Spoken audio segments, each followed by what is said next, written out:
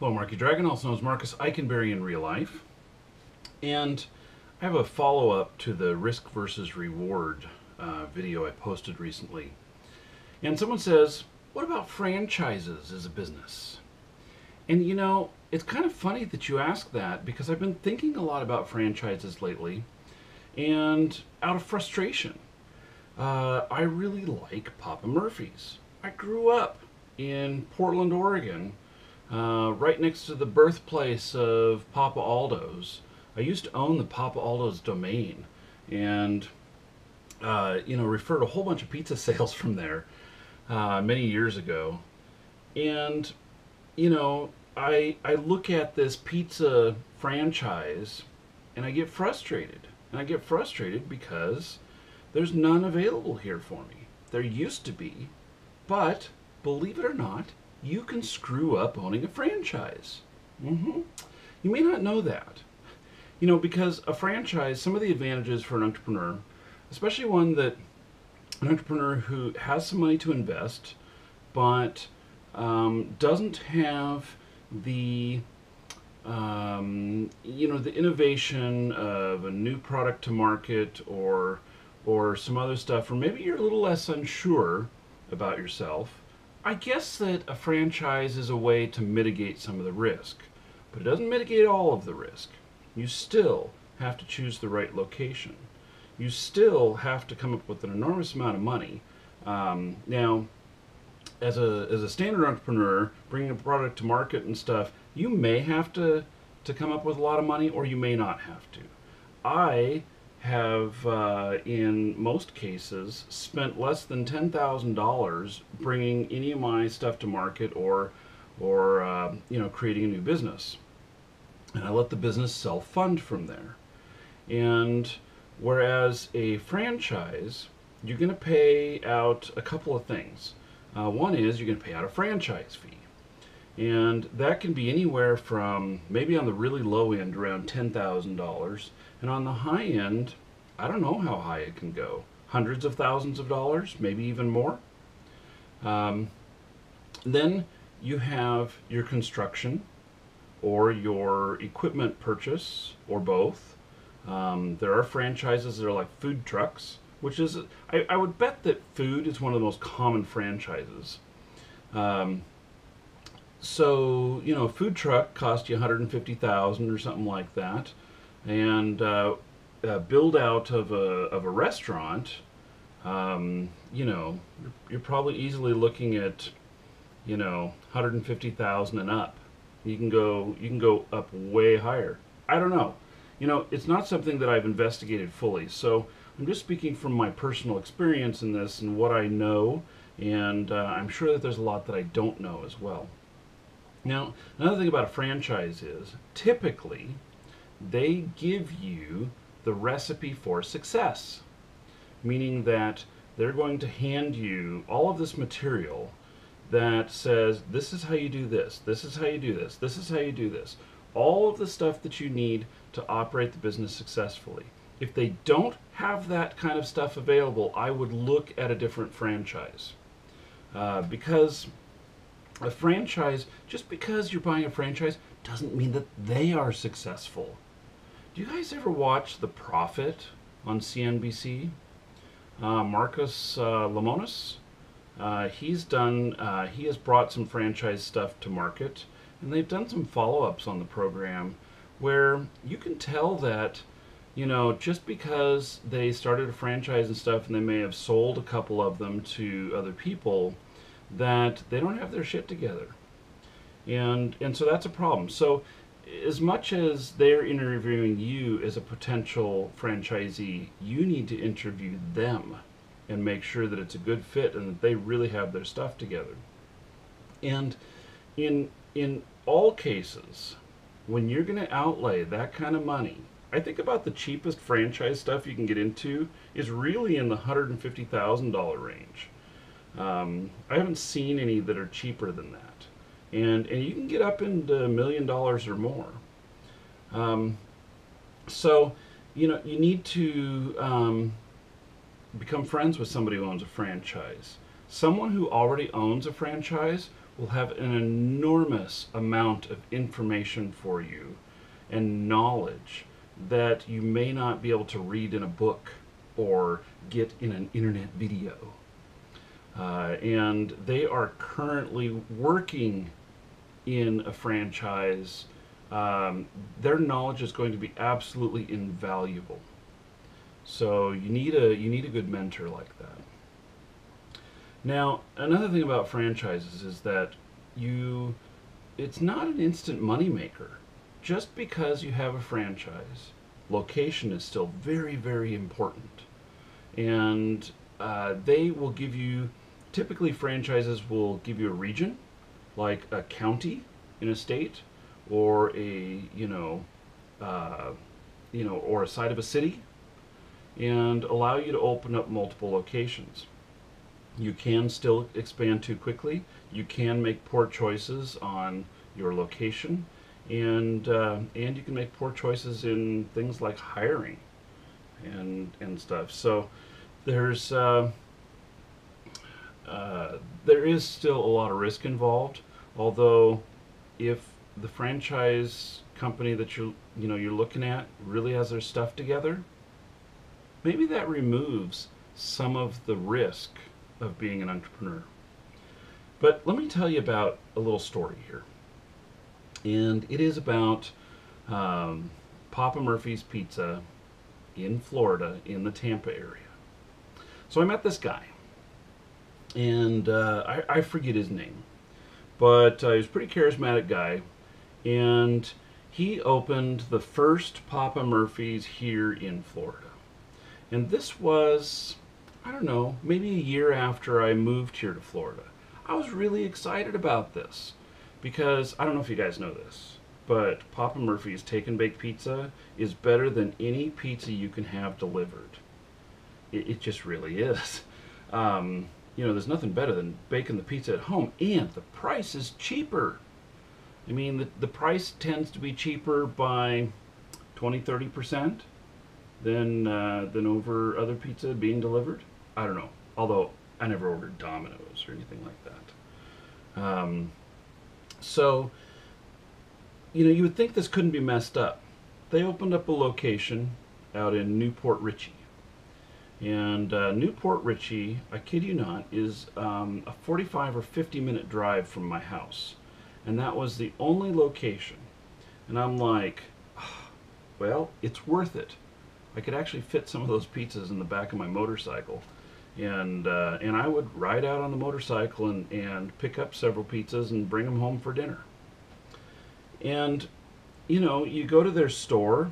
It all looks great. They have a few employees there. They're working their butts off. They're making pizzas every time I go in there. So they've got call-in orders. They've got people coming in and picking up pizzas while I'm waiting for mine to be made. And how can you go wrong? I don't know. Everything looks normal to me. So then then he tells me that they're expanding to another location.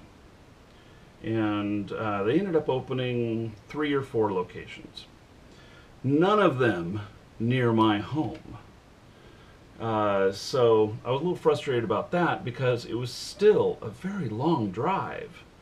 And the closest that I ever got, I mean, about an hour drive. So I am, going out there, and I keep thinking to myself, what do I need to do to get them to open a location out near my house? Or maybe I should just do this. I'm the entrepreneur type. I think that I know what I'm doing. I don't know anything about the food industry, but I know about, managing books and efficiency and production lines and productivity, all that stuff. And I think to myself, okay, I could do this. And by the way, I would never think of doing anything with food or outside the video game industry. I already did something outside the video game industry once, and it didn't work out too well. But I'm excited about the product. I like it. And that, to me, is the first thing that's important. Don't go opening no McDonald's franchise if you hate McDonald's and won't eat the food, don't do it. You have to believe in it. You have to have a passion for it. If you're just in it for the money, you're gonna fail, because then you're not paying attention and crap happens. And that's what I think happened with this, because he was busy opening so many stores that shit started to happen at the different stores when he wasn't there. And, I saw quality go down. I saw, other mistakes happening. And then, all of a sudden, I hear that he's not with the company anymore. But it turns out that he was, maybe the driving force behind it, but he had investors. And investors didn't like what was happening, and they pulled the plug on him, had him replaced. Well, what shortly happened after that is all of the locations but one closed. And so then I was stuck going to Riverview. Now, Riverview is completely the other side of Tampa for me. It takes me an hour on the freeway to drive there without traffic. And so, I thought to myself, maybe I should move. I know that's dumb, huh? So,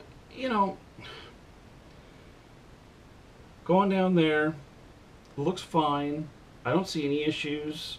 Again, they have pizzas rolling through there. Every time I'm there, there's other people there ordering pizzas and stuff. How can you mess this up? Well, apparently you can. We were going to order pizzas, I don't know, a month ago, and they were gone. Nobody answering the phone. Very frustrating. I'm like, what the hell? Their phone must be broken. I don't know. So I tried calling them again yesterday. Actually, before I even saw this comment, I'm like, it sure does sound good having some of that Papa Murphy's pizza. And this is the kind, by the way, if you guys have seen my barbecue pizza videos, I'm always using a Papa Murphy's pizza. So it turns out that I tried calling them again yesterday during what would be normal business hours. They're not open. There's nobody answers the phone. So, and they're no longer listed on the Papa Murphy's website. So there's an opportunity for you if you're in Florida for, franchising some Papa Murphy's pizza. So it can still be messed up and everything, but I think that overall you can have a little bit more security doing a franchise. I don't think that you make huge amounts of money. Now, I do know that there's a lot of people who own several McDonald's, and they make a lot of money and stuff. And I don't know why McDonald's makes more money, whatnot, but that's just something I've noticed with franchise owners, is that the earnings that they report from like McDonald's tend to be higher than other things. And owning let's just say you got like a Subway franchise, which I think is the #1 franchise in the world. The market gets saturated and everything, and how many people do you have coming in? How many sandwiches do you have to make for you to make a good wage? And what is a good wage? I mean, you think about it. You're having to put up 150, 200,000 more to get into a location, and then what are you making? Are you making $4,000 a month take home or something like that, and you're working your ass off as a franchise owner? Come on. You should be making more than that. And as an entrepreneur in a franchise, you're stuck in the structure. You have to do what the franchisee wants, unless your contract with them states otherwise. But primarily, you're serving only their food. You're serving only, their drinks and all of this. All of this is prearranged. Basically, you are managing your own store, but they are telling you everything that needs to be done. So maybe that's good, maybe not. But how do you increase your profits? How do you increase, the money that you're making? So maybe you need more franchises. Maybe you need more locations. Okay, so you go and get more locations and everything. Well, you're splitting yourself between all of these, and I think that you know, you're really working hard for maybe not a whole lot of money. When you own a different type of business where you are the 100% boss and you have control over everything, then you don't have these caps or these limits that are placed on you. But flip side, you have a bit more security with franchise. So just some stuff to think about. I'm not saying franchises are bad. I'm not saying they're good. Would I ever do one? You know, maybe, maybe. You know, the most likely one I'd be willing to do would be a Papa Murphy's if somebody came to me about it. But I'm not going out of my way to make that happen. If the opportunity was there, I'd work my ass off to make it happen. But it's not. I don't have the money to invest. So I've got all my money invested in other ventures. Okay, so good question. Thank you for the question, and much luck to everybody. And now go forth and investigate franchises. I'm Marky Dragon. Take care.